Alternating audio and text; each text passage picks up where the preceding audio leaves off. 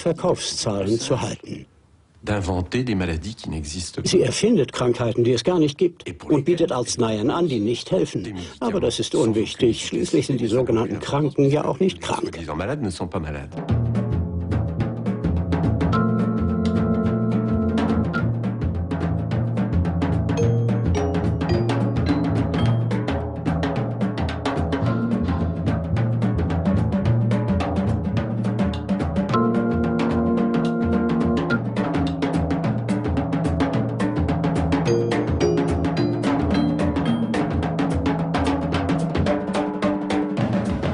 It's that week before your period. The irritability, mood swings, bloating. Think it's PMS? It could be PMDD, premenstrual dysphoric disorder. Those intense mood and physical symptoms the week before your period. Call your doctor right away because this can be a sign of a serious medical condition. Autour des règles, les femmes... Die Menstruation herum leiden Frauen vielleicht unter Gereiztheit, Angstgefühlen. Das war schon immer so und war der Grund für Ehekrisen. Alors on a créé le syndrome dysphorique menstruel. C'est pas beau ça? Retenez bien, le syndrome dysphorique menstruel. C'est-à-dire qu'au moment des règles, vous avez une dysphorie. Qu'est-ce que ça peut vouloir dire?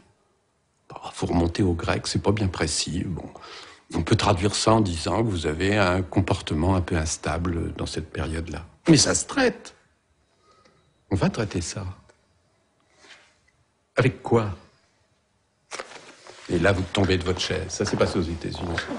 Why live this way another month? Tell your doctor about any medications you're taking, or if you're pregnant, nursing, or plan to become pregnant. Some women may experience side effects. Il y avait un médicament contre la dépression très connu qui était le Prozac. Et le Prozac est arrivé en bout de brevet, il rapportait plus rien au laboratoire. Alors boum, boum, boum, boum, 100 articles publiés sur le syndrome dysphorique menstruel pendant un an dans 30 journaux. Des visiteurs médicaux qui vont distribuer des extraits pour apprendre aux médecins ce qu'ils ne connaissaient pas, le syndrome dysphorique menstruel. Et apparaît la solution, la nouvelle molécule qu'on va vendre, car c'est la même que le Prozac avant, exactement, le dosage, tout est pareil, sauf la couleur, qu'on va vendre 4 fois plus cher. C'est bien normal, puisqu'on se traite que pendant 5 jours par mois, il faut rentrer dans ses frais. Voilà. C'est renversant. C'est renversant, c'est diaboliquement malin. Doctors can now treat PMDD with the first and only prescription medication. If you develop a rash or hives, call your doctor right away, because this can be a sign of a serious medical condition. Il y en a qui ont remarqué, effectivement, parmi les firmes pharmaceutiques, qu'il y a une hypothèse intéressante qui serait non pas de s'épuiser ou de s'échiner ou de s'efforcer à trouver des solutions, à trouver un nouveau médicament pour un problème de santé, mais tout simplement, avec les médicaments qu'elles ont déjà, inventer un problème de santé qui conviendrait, entre guillemets, aux médicaments. Donc ça renverse le système, ça renverse la pensée. Elles ont un portefeuille, comme elles disent, de médicaments qui est utilisé pour ceci ou cela, ou qu'elles ont développé et puis qui vraiment ne passe pas la barre parce qu'il n'est pas assez intéressant. Est-ce qu'on ne pourrait pas inventer ou faire croire à une maladie ou un problème où ce médicament rendrait service? Imaginez que vous soyez fabricant de voitures ou carrossier. Votre objectif ne serait pas de fabriquer des chariots pour les cul-de-jatte. Il s'agit de fabriquer des voitures les plus attractives possibles pour ramasser, vous ouvrir ou maintenir les marchés les plus importants. Toute la problématique des industries en général, l'industrie pharmaceutique en particulier, c'est la même. Autrement dit, ce qui va cibler les efforts de l'industrie ne sont pas les problèmes de santé publique, ne sont pas les malades, ce sont les marchés possibles. Les marchés possibles les plus intéressants pour elle, où elle vendra beaucoup et le plus cher possible.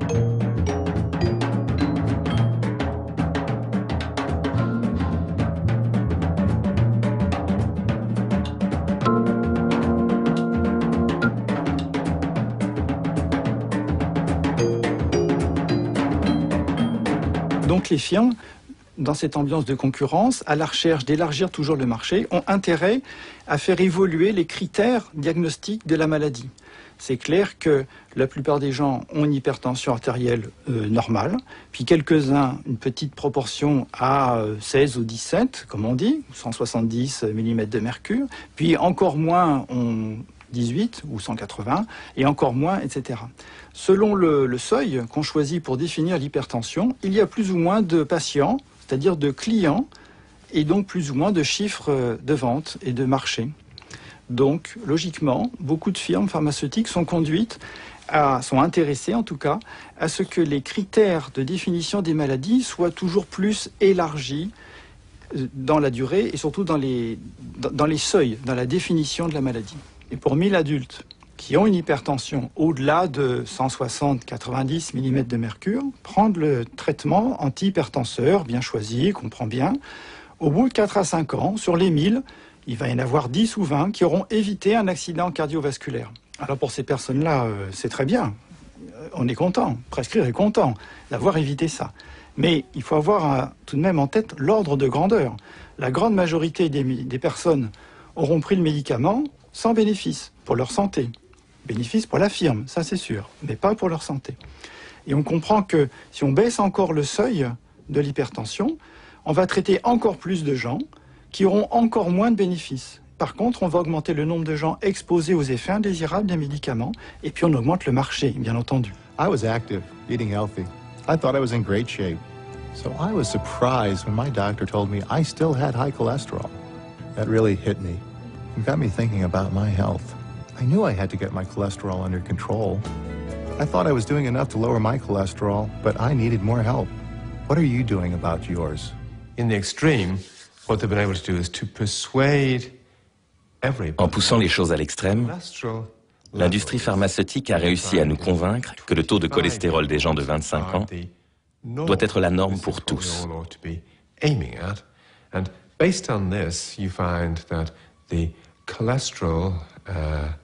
Mais en prenant ce taux pour référence, on constate que 95% des Français et des Allemands, par exemple, sont techniquement malades.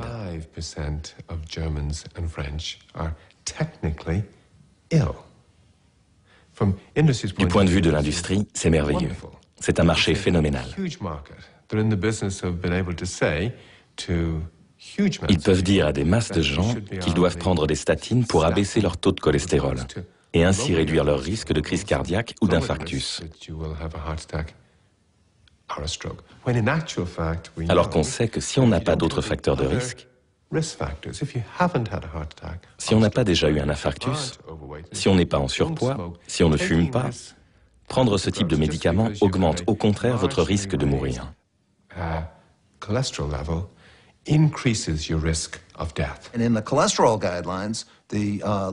La dernière révision des normes anti-cholestérol américaines a eu lieu en 2001. Or, 9 des 14 experts qui ont fixé ces nouvelles recommandations avaient des liens financiers avec l'industrie pharmaceutique. C'est très important car ces nouvelles directives ont quasiment triplé le nombre d'Américains devant prendre des statines.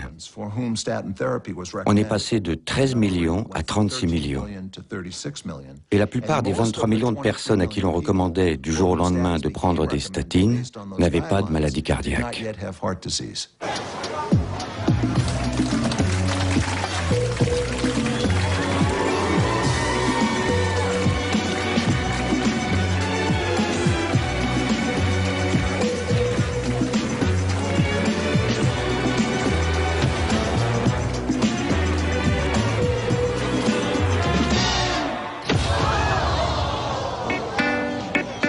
One in 5 people has high cholesterol. Millions need treatment. The cholesterol community, what becomes known later to their critics as the cholesterol. La communauté du cholestérol, que ces critiques appellent la mafia du cholestérol, ne cherche pas simplement à montrer que la gestion du cholestérol conduit à des progrès dans le traitement des maladies cardiaques. Mais elle veut passer un message très fort aux Américains à plusieurs niveaux. Le niveau des individus consommateurs, celui plus spécifique des patients et celui des prescripteurs. Et donc, ils utilisent toutes sortes de moyens pour que la population se préoccupe du cholestérol. La campagne « Connaissez votre taux » vise à ce que les Américains s'identifient à leur taux de cholestérol, que chacun en ait conscience.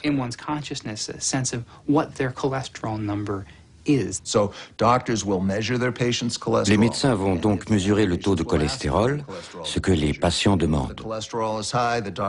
Si le taux est un peu élevé, le médecin va dire « Monsieur ou Madame Jones, vous avez du cholestérol, revenez dans 3 mois, et pendant cette période, faites de l'exercice, mangez moins gras, et on verra si le taux a baissé. » Le plus souvent, le taux ne baisse pas beaucoup avec ces changements de style de vie. Et là, le docteur va dire « Ah, ça n'a pas baissé. Je vais vous donner un médicament anti-cholestérol et vous n'aurez plus à vous en soucier. » Mais il rate complètement la cible car en changeant ses habitudes de vie, le patient a fait ce qu'il fallait pour réduire ses risques cardiovasculaires de 60 à 80%. C'est une intervention thérapeutique extrêmement efficace. Mais quand le médecin dit « on va vous donner un médicament et vous n'aurez plus à vous soucier de ces résolutions si difficiles à tenir », il se trompe d'objet car il ne réalise pas que le patient a fait ce qu'il fallait. L'exercice et la diététique ne font peut-être pas baisser le cholestérol, mais ils font baisser les risques cardiovasculaires.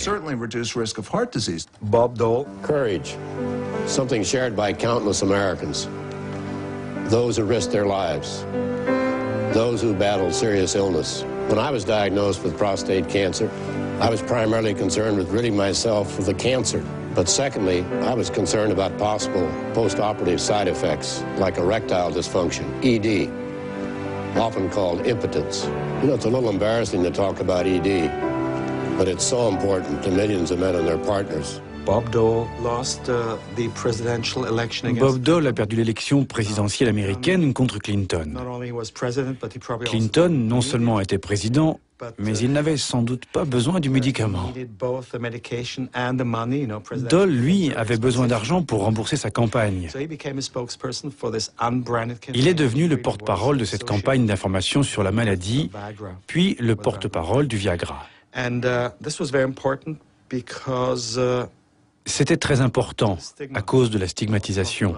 Il fallait vraiment quelqu'un de très respecté, de très conservateur.